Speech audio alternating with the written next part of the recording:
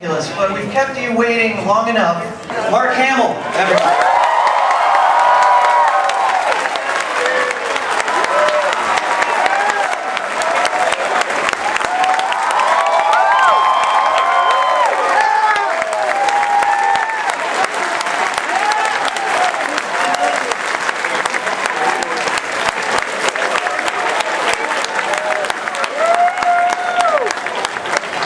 Thank you all so much.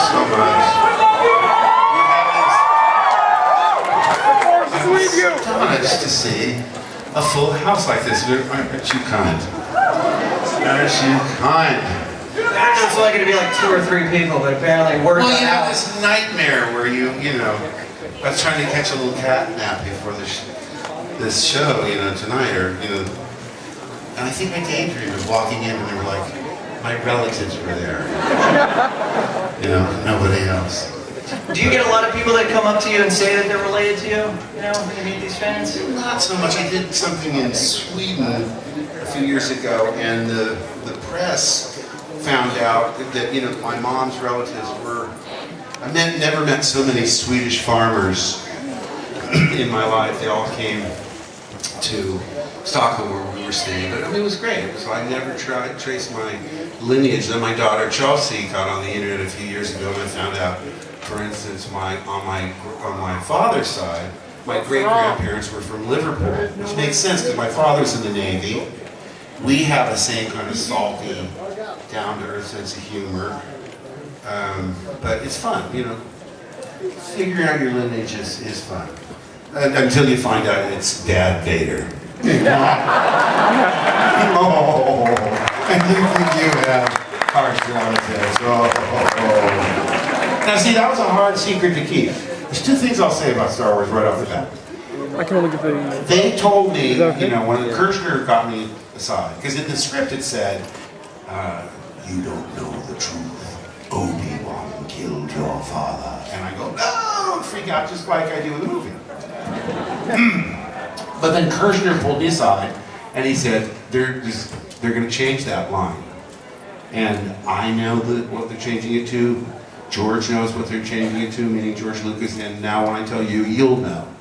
But if someone else finds out before the movie comes out, we'll be able to trace it directly to you. So that's really a heavy burden. And I said, well, what are they going to dub in? And of course they told me, I am your father. Oh, that's wow. Suck the cheese. What a great, it's the best, sort of shock twist in the world. So, even when we had the screening, I remember Harrison turned around and, hey, kid, you never told me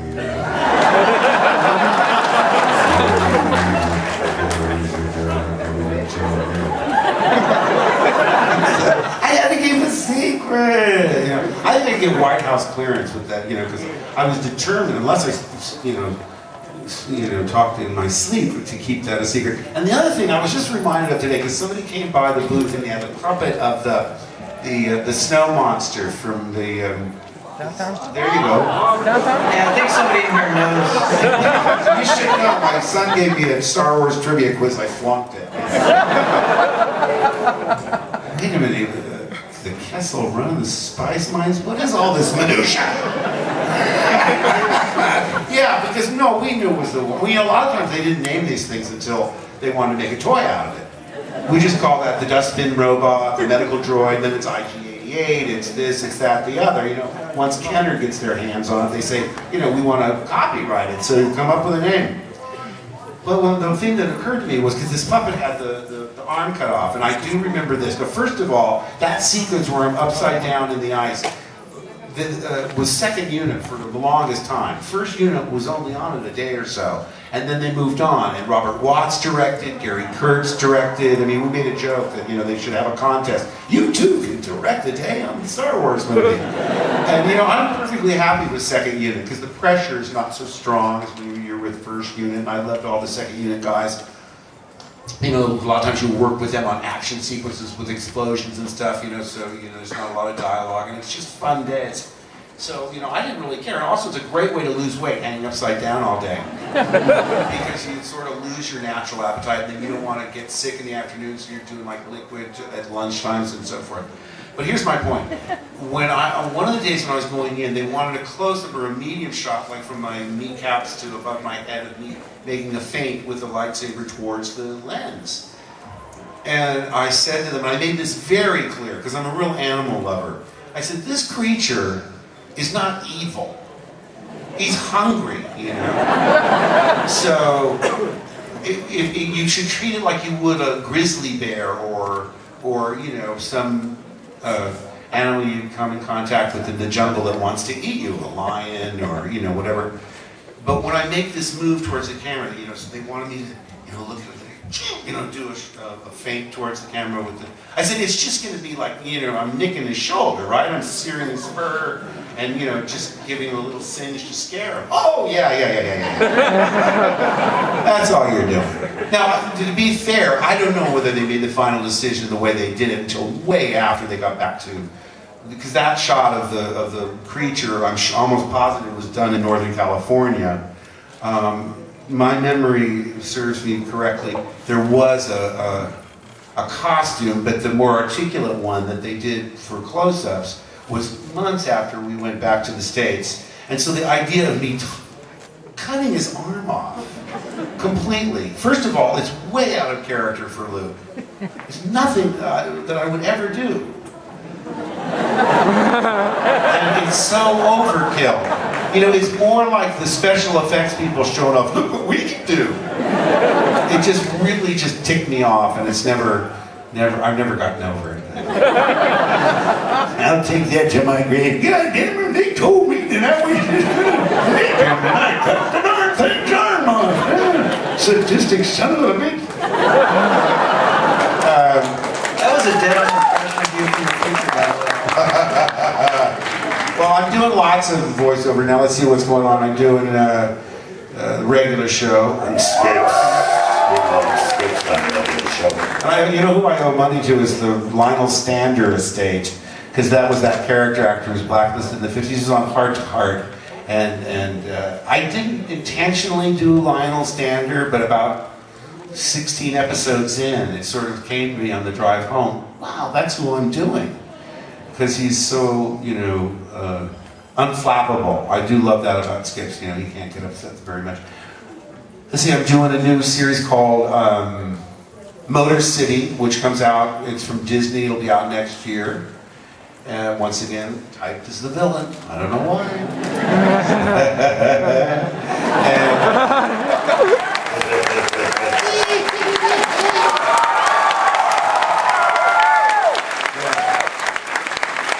See, and I wasn't even trying. I was just goofing around, you know. Quiet! No! Yes, you like the jizz, dude. Well, I'll be coming your way Tuesday when Arkham City drops.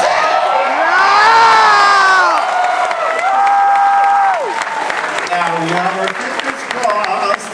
You know, it got sort of out in the press. I said, this is going to be my last one. But no, listen, here's where that came from, really, was when we did Arkham Asylum. Thank you. It came out, and, you know, because, you know, you do these games, and you look at the art direction's great, the story's good, and they hire all these wonderful actors and directors and artists and so forth. So you really, really like it. And I'm not, you know, talking specifically about Arkham, but, you know, in various games. A good example is when I did,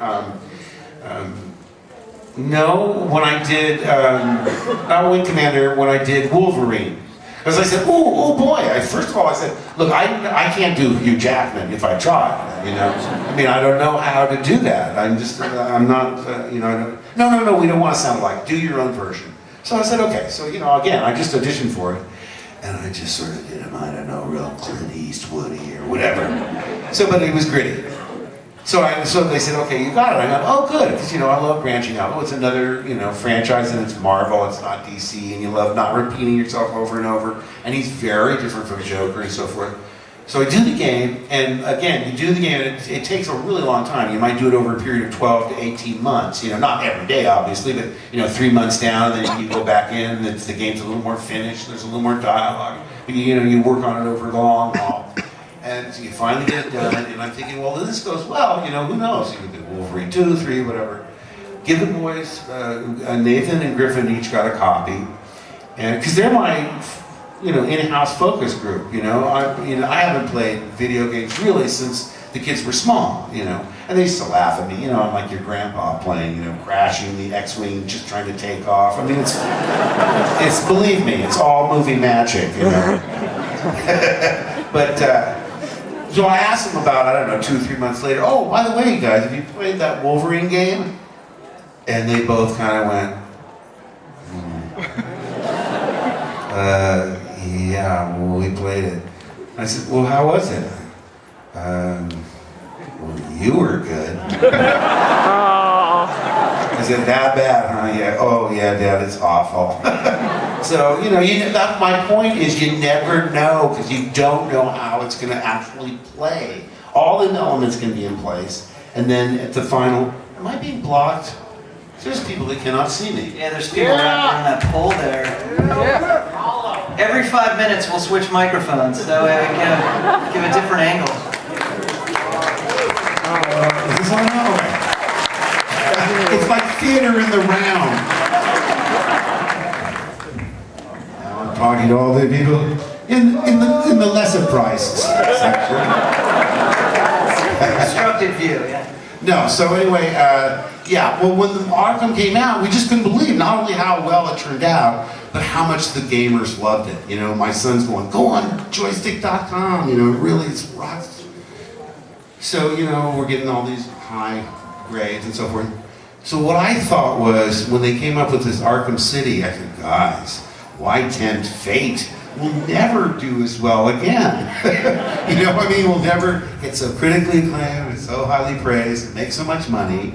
Let's be like George Costanza. Let's find that high note and go out on it. Yeah. You know, quit while you're ahead. Don't stick around and stink up the joint. But I was really surprised because I thought, well, you know, I'm not going to do the second one because, like just what I said, you know, how can you top the first one? But they were more insistent than I imagined. You know, they wanted me back, and I thought, well, that makes sense, because if it's a direct continuation of the first storyline, you know, people are going to start asking, so why didn't you do the second one? So we'll see what happens. But like I say, I can tell you that it looks absolutely fantastic. You know, you've probably seen on the internet, you can, you know, do the trailers and know some of the villains are involved. I got to be careful because I'm so sworn to secrecy, you know. It's only 5 more days. I don't want to slip up and, you know, because even me saying this is going to be the last one I'm going to do, they got really upset thinking, you're trying, you know, you might, you know, you might be intimating that, you know, the ultimate fate of the Joker by saying it's your last one. I said, no, that had nothing to do with it. You know, it was my George Costanza thing. Go out on a high note. But, but you know, it was, that experience actually of doing Joker was really special for me because, as you guys know, I was a fan way before I went to a galaxy far, far away. I mean, I was going to cons back in the 70s, you know, and so, I mean, I'm one of you. I'm a comic book fan, so when I was reading Batman as a kid, you know, or watching The Adventures of Superman with George Reeves, you know, I never dreamed that I would be anywhere. I wanted to be in the same business, you know, and be around the people that did that kind of thing. But especially with Batman, I never would. I remember telling my agent, oh, I really wanted to get on that series. Let's go after like Ra's al Ghul or Clayface or somebody that's never been done before, you know. I mean, on either the Adam West version or the Tim Burton's or the you know, any of the movies or you know. You know, because it was weird because I was very cocky when I was driving away from that. Here's what happened. Once they found out I wanted to be in it, they just put me in an episode called, it was the Heart of Ice, it was called, and it was the very first Mr. Freeze episode. I know. It was. I mean, first of all, Michael Ansara as Mr. Freeze. I mean, he just was superb. This guy, and you should have seen him struggling because he's not a comic book guy, and you know he'd be doing. I would weep if I still had tears, or whatever it was. But they would say, no, Michael, that's too much emotion. And you know, he couldn't understand it because he's such a passionate actor. This is a guy, I mean, I don't know his background, but I know he's married to Barbara Eden, and he's like, you know, was a matinee idol. I forget, he was on some show when I was a kid. I forget the name of it, Flaming Arrow or whatever. So I mean, but he's not from the comic book world. And he was struggling. I mean, Mr. Freeze is a really tough role because you have to just drain every emotion out. And I thought it was an incredibly written script because it was so full of pathos and you really cared about the villain big time. But it was just as a favor to me. They made me Ferris Boyle, you know, this big phony Bruce Wayne, nice to see you, big blowhard, and then, you know, he was the ultimate villain. He was the guy who pushed him into the solution. So I sort of got my Batman fix, and I was happy. Although I kind of wished I said, if we're going to do Mr. Freeze, how come I can't do Mr. Freeze? You know? But anyway, I was happy. And then, but what happened was I met Bruce Timm and I met all the people that were working on the show, and they saw what a huge fan I was, you know, pumping them. You know, are you going to do Ra's al Ghul, or are you going to do, you know, Hugo Strange, or are you going to do, you know, well, you know, I was pumped because I knew Batman so well. I mean, from my day. And you know, so what happened was when they decided to, when they were looking for Joker, they recalled what a fan I was and said, well, let's get him and see what he'll do with it. And that's what happened. And to tell you the truth, I remember driving home from there. I'd done Amadeus for about 9 months, and when you get bored doing 8 a week, I remember Mozart is meant to have this really unusual giggle that doesn't fit with the music he writes. So I play with that, you know, I sort of, tonight I'm going to do Charles Nelson Riley, or, you know, just to, you know, I mean, to flavor it, you know, to try and keep it fresh and not get boring. And I know I played with a lot of laughter doing that, you know, around the country and then eventually in New York. And you get very cocky. I swing, you know, 180 degrees from complete confidence to, you know, abject fear and terror. Being terrified. But I remember driving out of the parking lot thinking, that's the best Joker they've ever heard. If they don't hire me, they're nuts! And about 5 days later, my agent called and they said, so they want you. I said, for what? They said, for the Joker. And I'm, oh, no. I can't do, I don't even remember what I did. And all of a sudden, I just thought the weight of playing such an iconic character. You know, this is before Heath Ledger, but after Jack Nicholson. You know, and leave it to your actor friends saying, boy, that's pretty brave. I said, what are you talking about? Well, following Jack Nicholson in anything. I go, oh my God, I didn't even think of that. I'm going to be horrible. I don't even know what I did. I can't do this. Get me out of this. Because there's no way you're going to be able to please the fans. I hear them a certain way, and if it's not the way I want them, I'm going to say that I don't like that. You know, I mean, I went the pendulum swung in a completely different direction. I just lost all confidence, and I thought, it's too high profile. Tell them I still want to be on the show. I'll even be Riddler, just somebody down the scale a little bit. Please, get me out of this. And they said, don't be a moron. Look, first of all, they have reference tapes. Whatever you did in the audition, they'll be able to play back, and you'll be able to remember what you did. I'm like, oh, okay. But like I say, it turned out to be one of the happiest of my professional experiences because everybody in that cast is so terrific in what they do. The scripts are so well written. I was satisfied as a comic book fan. I said, finally, you know, these tied stories that have a beginning, a middle, and an end. He's a detective. It's, you know, all the things that we sort of thought were getting away from us in the movies, where it was more about, you know, whatever, toys and merchandising, and you know, there's so many in it. There's Batgirl and Bat-Hound, and I don't know, you know, there's so many origin stories. There's no room for a real story. So, and like I say, I had daydreamed about being part of the golden age of radio, and that was very similar to that experience as I imagined, you know. I remember Bob Hastings, who was our Commissioner Gordon. I knew him from McHale's Navy, and I'd worked with him years and years ago when I was a teenager on another animated thing, but I found out he had been the voice of Archie on the Archie Andrews radio show. And we had a meal one time where he was telling about what it was like to be on the golden age of radio, because it was live in those days. And if you were on 2 or 3 different shows, you know, you were cutting across town, hoping that the traffic was with you. In Los Angeles, that's not always the case, but it was a very exciting time. And it made me feel like a part of it. And then, of course, like I say, the Batman animated series was done usually with the whole cast there.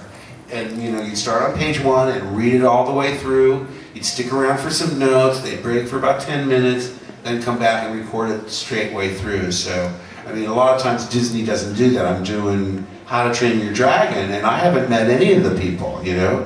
I'm playing this big, stupid Viking named, what's his name?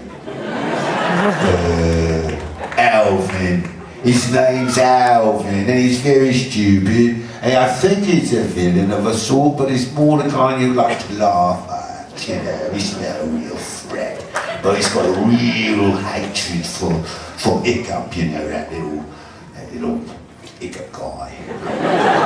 I don't like him, I don't like him at all. But like I say, there's, I don't know, I mean, I haven't met any of the cast. So I should probably migrate back towards Mark the moderator, and let me come back that way now. I feel like I'm at one of those mansion. I think that's close enough. Well, I think you've really been asked every question under the sun with all the interaction you've ever had with every interview ever. So I ask you this question in hopes that you've never been asked this question. All right. If you could ask yourself any question that you wish someone else would ask you, what would it be?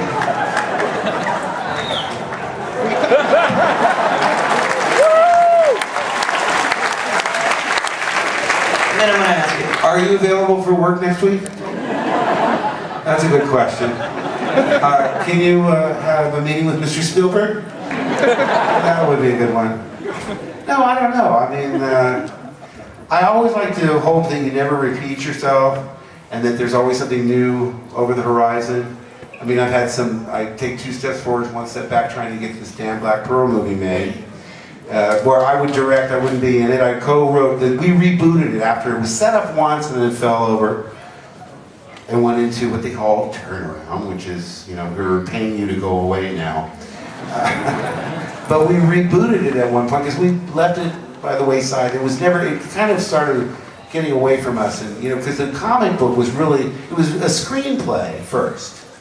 Then it was the Dark Horse graphic novel, and I thought, well, the whole premise of this movie is what would happen if somebody really tried to go out and do what only works well in comic books. But complete reality. No science fiction or fantasy or artifice, just what if. And you can't do that in a comic book because you're doing it, you're trying to scrutinize the very form that you're analyzing under the magnifying glass with, you know, we didn't have thought balloons, but there were balloons, and you know, I thought, well, since it's that, we'll keep the same premise, but we'll just let it be a comic book and just let it, I mean, he has no superpowers, but my point is, the guy I wrote it with, Eric Johnson, has partnered up and since become an Oscar nominated and BAFTA nominated and Screenwriters Guild nominated, and he won all the nominations. He lost mostly to The King's Speech, but they wrote The Fighter, which was very successful. So I'm thinking, well, maybe that can reflect well on us because that's their favorite script, hands down. They're writing something for Disney now. They go, oh, it's no Black Pearl, but so that's what we want to do, and it's really in great shape now because what we did was able to go back and say, okay, now forget everything. Throw the comic book out the window, let's get back to the basic. That's what Paul wanted to do because Eric, who I wrote the original with, teamed up with Paul Tamassi. And Paul said, of all your stuff, I like Black Pearl the best, but I like it back when it was Mark's vision of just this one unstable guy who lives in his own fantasy world that, you know, gets put in a certain situation where he thinks it would be a good idea to go out disguised and exact his own justice. But as real as turning on the news tonight and hearing, there's a guy in Seattle. Yeah, there's a guy in Seattle. He just got in trouble because he went and I think pepper sprayed these 2 couples. He thought they were being assaulting these women. They were dancing. Did you hear that? That just happened like over the weekend. And I keep saying we got to do this because reality's catching up with our are fiction. So, but you know, like I say, you get so close. I mean, we went to Cannes, we announced it was happening, and then one financier, this British guy, dropped out because of the economy. So we're still on track to do it, but I have unfortunately nothing to announce. And actually, when I said I'd go to the New York Comic Con, one of the reasons I was coming is because I thought I could announce that. Well, what can we do as fans? Can we hold like a bake sale or something? I go to these meetings, I said, if you can harness the passion of these fans, because I say, this isn't like Avatar. I want 5 to 7 million tops, okay? Less if you don't have a named star. I can do it because it's meant to look like a complete docudrama. It looks like a documentary. Like I say, it's not meant to look anything but absolutely real. And, so to me, I think it can be enhanced by its modest budget rather than hurt by it. But it is frustrating because you're going to these pitch meetings. I said, you wouldn't believe the kind of passion that these people have. I mean, if you want it, because their biggest worry is it won't get sampled during the first weekend. Nowadays, all movies they make or break. It's hard to believe. It's like, if you go back in history, there were movies like way back in the 30s, like It Happened One Night. Frank Capra said, it didn't do all well until word of mouth started to spread. And people were coming back for the second and third time and bringing friends and it had a chance to build. No longer. I mean, if you don't make it in that first weekend, straight to Netflix. So, but like I said, look, I mean, especially if I'm going to get behind this thing and make sure everybody knows about what we're doing. I mean, I will travel, coast to coast talking about this thing. And I mean, they are loyal. If I tell them this is something that I want you to go see, and I think will really help our side of what we like in entertainment, because so far nobody's done it. Kick-Ass scared us to death. First of all, I loved Kick-Ass. It was a hilariously wonderful experience. I really loved it, but I was so nervous because they were saying, "Oh, it's not the superpowered heroes. It's in the real world." Well, yeah, it's in the real world where you had hover devices with Gatling machine guns attached. I mean, it was wonderful, but it was not what we're doing. So I was very relieved. My partners were too chicken to see it. They go, "No, you go see it," because we were sweating bullets. We're nervous that somebody's going to come out and steal our thunder, but that's just part of the showbiz and part of life. Use the force, Luke! I'll try. What did Homer say? Use the forks, Luke. I remember that. Use the forks. I want to make sure we don't run out of time, so these audience members have a chance to ask. Are their questions? No, these are their questions. And I wanted to ask about your motivation for Ozai. We never got to really get into his head. And as much as I love the Joker, and I will always see you as the Joker, I have to ask about Ozai because we really don't know why he hated Zuko so much.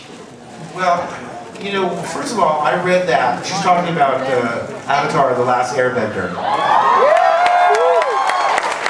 I remember reading those scripts and thinking, this is so intelligent, it's going to last 3 episodes and be canceled.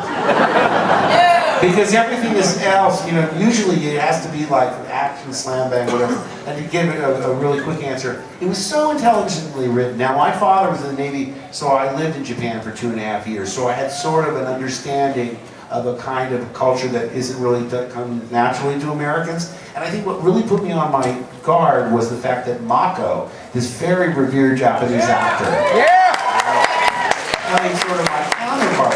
So there was no goofing around. I mean, listen, there's some of the funniest and most profane people in the world that inhabit the animated world. And they were still doing some of their stuff, but Mako always stood and he was always unflappable. He would not get involved in all the gibble gabble and dirty jokes and stuff. And I think a lot of that happened. So I really, I hope that answers your question because first of all, you get everything from the script and you ask questions of the director. And I think possibly, like I say, my background and my reverence for Mako created whatever I did in that Ozai character. I miss it terribly. They're rebooting it now, but I can't. It's a sequel. They're not rebooting it. Please don't tell me they're rebooting it. So they're not going, yes, I'm looking for a young Mark Hamill. Well, good. I'm glad. Please. Thank you. That's a very complimentary question. I'm glad you liked that series. So did I. I'm so proud of the audience for watching it, truly.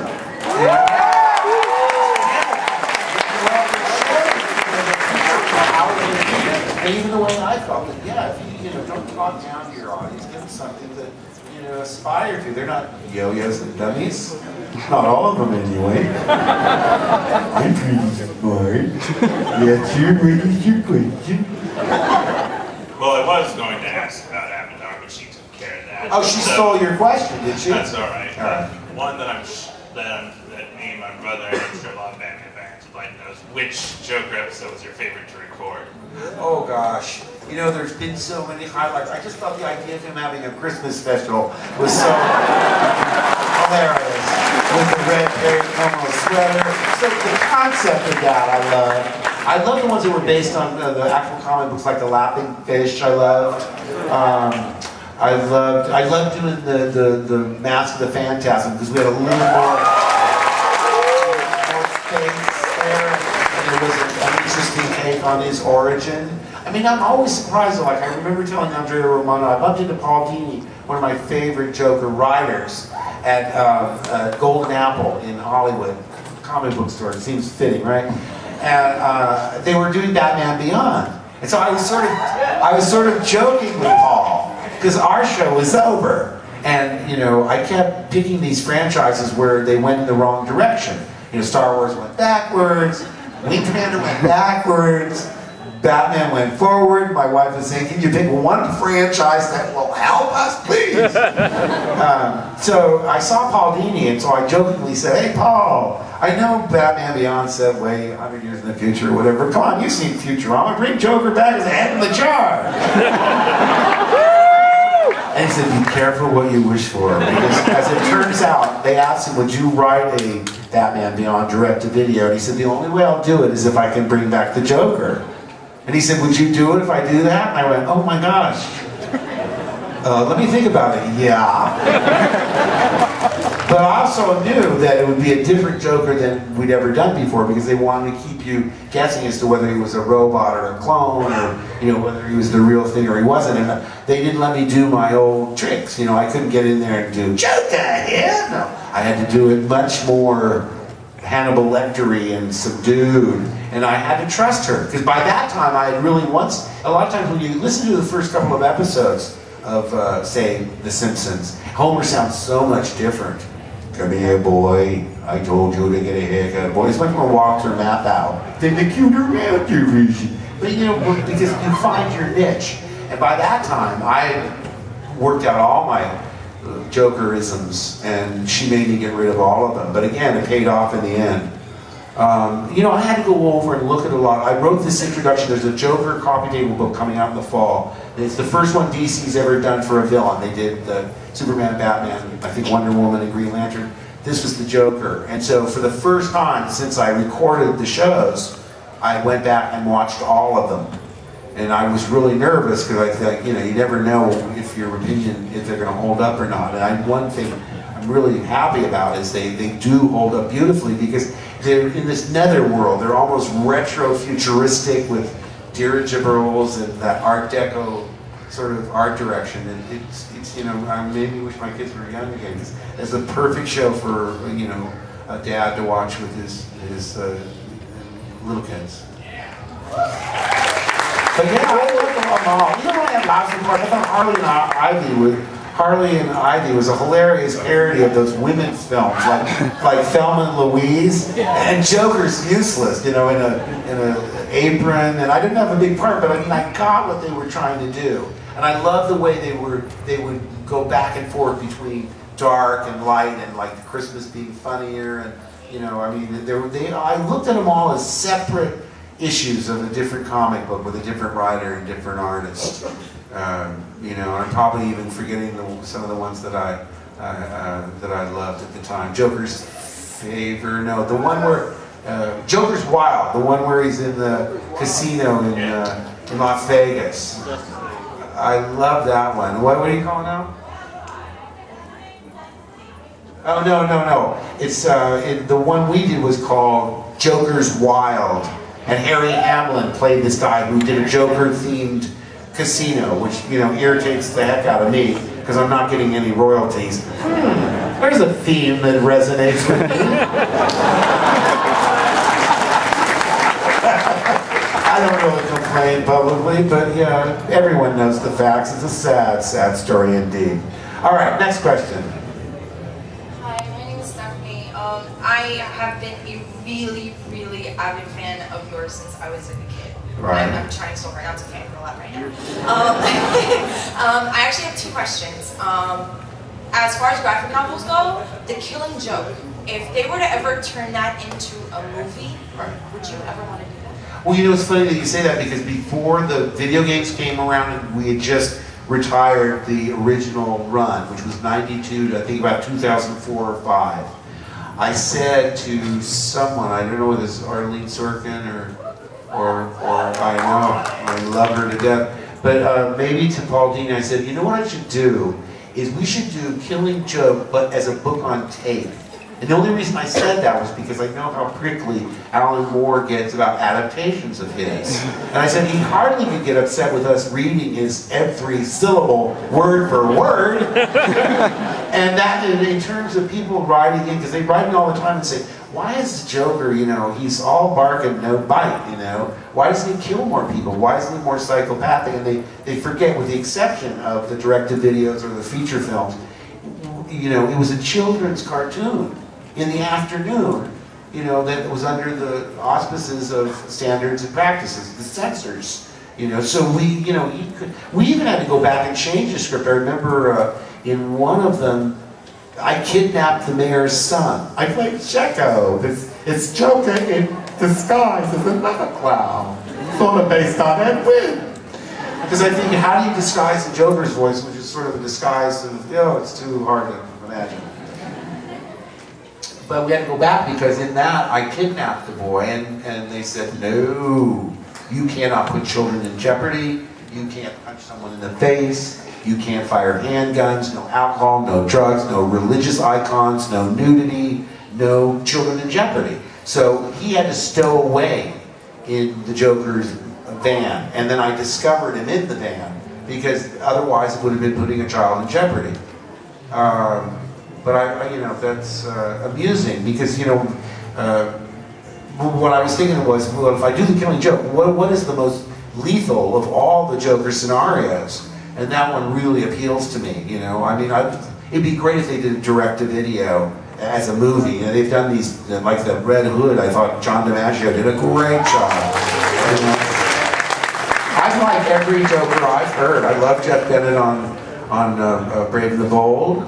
I love Kevin Michael Richardson. I mean, but you know, I mean, I'm one of those people that not one person can play Hamlet. A lot of people can play Hamlet. So if they did the Killing Joke, I would love to have a crack at it. Because, you know, with Killing Joke, they wanted a new approach. And that's what I think is Bruce Greenwood, is it? As Batman? It's not Kevin, yeah. And then it's like I said, John is Joker. So they don't like you to get too associated with the part, you know, because it's vesting too much power in one person's direct, you know. They don't want one guy that does Bugs Bunny, they want 6 guys that do Bugs Bunny. It's a corporate thing, you understand that. You know, Occupy Wall Street, yeah, man. Total solidarity. I want economic justice for those Wall Street crooks too. I do. I really do. I mean, but isn't that funny? All these guys did that. They paid them off with our tax money, and nobody gets prosecuted. People point that out, and they get arrested. They've arrested hundreds of people for just pointing out that nobody got arrested for the Wall Street crooks. How did we get on this topic? My daughter, when I started, did this movie, you guys gotta watch this movie called Sushi Girl. In fact, we have some cards, and we don't have enough for everybody. We should hand them out to every 5th person or something. It's this movie with Tony Todd and Noah Hathaway and Andy McKenzie and James Duval and David Smallchin, and cameos by people like Michael Biehn and Sonny Chiba and Jeff Fahey. All these great, you know, iconic actors and so forth. But why did I bring it up, by the way? I don't know, but I think it leads to Hamill for president, right? Oh, I know why. I know why it was. I know why it was. Because my daughter says the producers want to get you on Twitter. And I said, I'd be such a hypocrite because I've sort of been, I was telling her, don't get on Twitter. They should call it Twitter because you just frittering away your noontime, sometime, short time too, you know. It's like just gibble gabble into the ether, you know, who cares what I had for breakfast? Don't Twitter. Don't Twitter away your life. But the producers of Sushi Girl said, no Twitter because we want to get people to come to this con in the one in San Diego. So, okay, so I went on Twitter and my problem is, I can't Twitter my politics because you know what? And I'm one of those guys where I'm very involved, you know, and I really care about the issues, and you know, I read the newspaper every day and I follow it all along. But I'm real careful not to say, vote for this guy, or you do this, you do that, you like what I like. I just don't want to do it. But it's hard because I mean, you know, what do you write about? You know, you write about, you know, I almost broke my tooth on a Cheeto today, or Fox News is insane. It's one or the other. You know, there's no middle ground there. So I sort of gone silent on Twitter.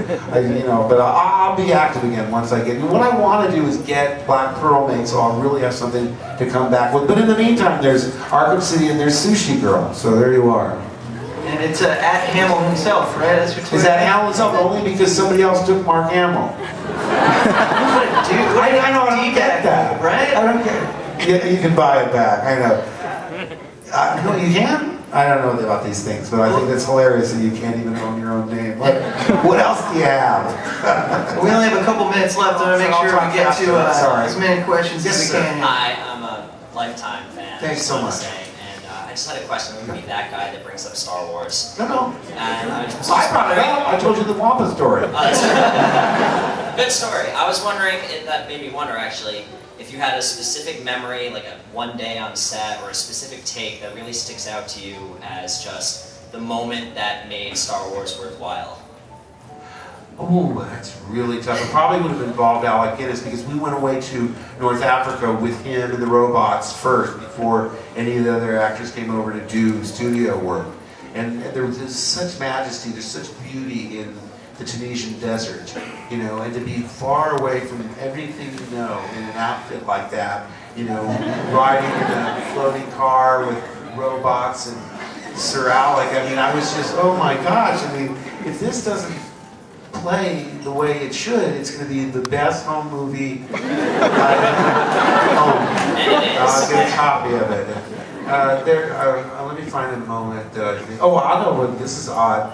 I remember I wanted it, whenever I saw a costume or a prop, I wanted to handle or play with it. So, I mean, I was inside Java learning how to work him.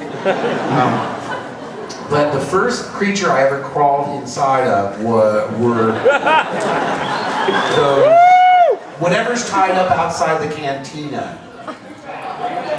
Are they banthas? Bantha. Yeah. Lizard or okay, there's a slit in the stomach, and so a dewback? Okay. Whatever it was. Yeah, I think it's a lizard-like thing, right? God, again, Star Wars trivia quiz. It's a dewback, Dad! You see why you failed, That lizard thing, I don't know what you got. I climbed up inside, and I'll tell you, there was all this paper mache on the inside of it, and I remember with a little flashlight reading a review of a David Bowie concert inside the dewback, which was very odd. A lot of rock and roll crossovers. I remember having that earpiece in when I worked with Yoda. Oh, many years ago. And all of a sudden he'd go away, and I'd hear the Stones sing, ooh, Daddy, you're a fool to cry. You're a fool to cry. And it makes me... I'm still looking at Yoda, but I'm picking up the Rolling Stones. So I said to Kirshner, what's with that? I laughed. And they cut the film. The reason I bring it up, they said, okay, what happens is when you're walking through, you're picking up other radio frequencies besides Frank Oz. And what we're asking you is, if you hear the Rolling Stones again, don't make a face turn to the camera and going, I'm getting the Stones! Just keep looking at Yoda and we'll be able to use whatever footage. Don't cut it for anything. And so that would happen. A lot of times he would go out and it would be some other music or announcement on the radio, and I would still just stare at Yoda and act like I understood. Yeah, I can be a Jedi. I'm ready.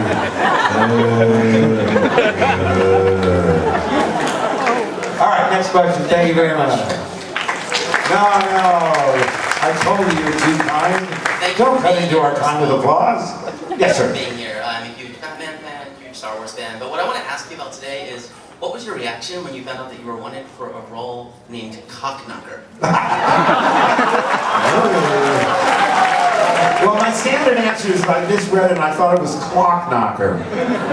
But I mean, Kevin Smith, come on. My kid said, if you don't take this job, we're going to, wail on your head with a baseball bat. I mean, what a great opportunity to work. And we laughed so hard. I mean, I forgot when I actually saw the movie come together, I go, oh yeah, I'm playing a real jerk who doesn't get any of the jokes. Because all I remember was, I couldn't look at Jason Mewes with that, it's like this hood ornament on his head. I mean, I had to look them in the chin. That's how much I laughed. And what was funny about it was Kevin's parents were on the set. His parents, and they were saying, it wasn't so long ago he was playing with you on a little miniature Star Wars set.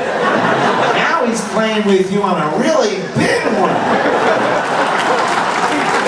I loved it because the set reminded me of the old Batcave from the Adam West TV series. And I got to do, by the way, a Joker once with Adam, for there was a student film being done in Florida. And we all donated our salaries because it was for their senior class project to do this Lego Batman short film. And what a cast. Dick Van Dyke as Commissioner Gordon, and I did Joker, but I walked in and I thought it was going to be Kevin Conroy, and there's Adam West sitting there in a Hawaiian shirt. And I got all gaga, because, I was a kid when he was on the TV, and, people have to remember, no one gave Batman any credit back in those days. Everybody knew Superman. So even though it was camp and they sort of made a joke out of it, I was just thrilled that he got mainstream recognition, because I was probably 13, 14 when it came on.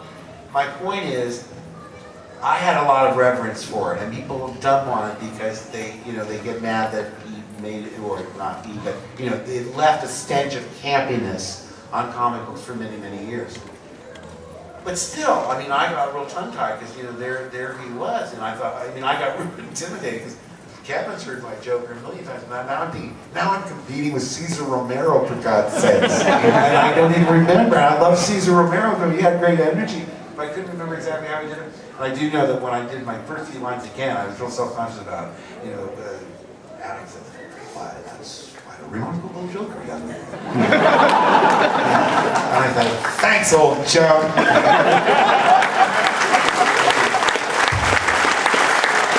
But he's delightful. He's got such a great sense of humor, this man, Adam West.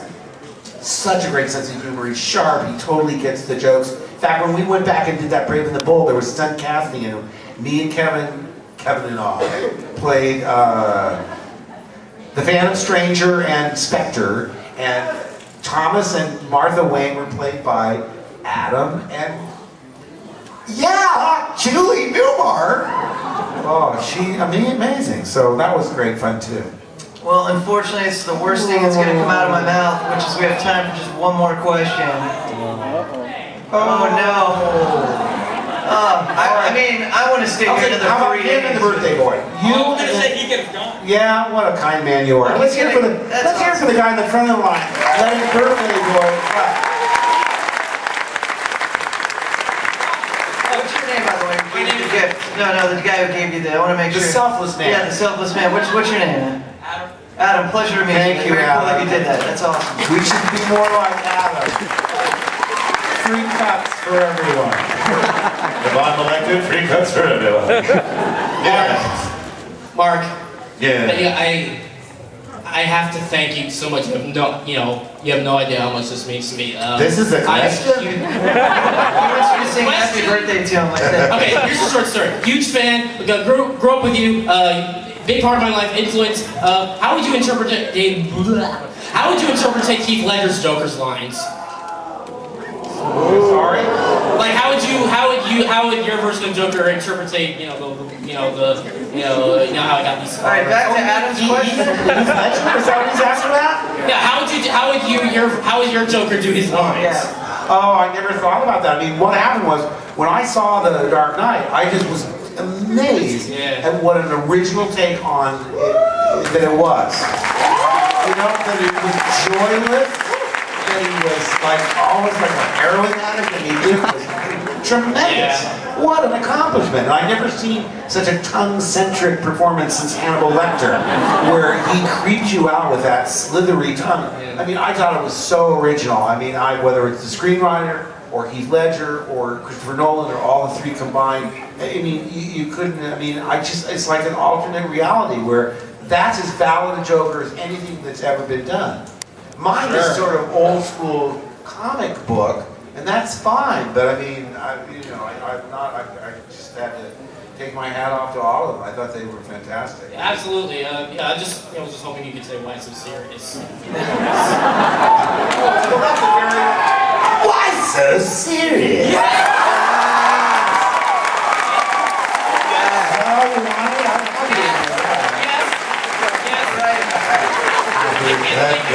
Ladies and gentlemen.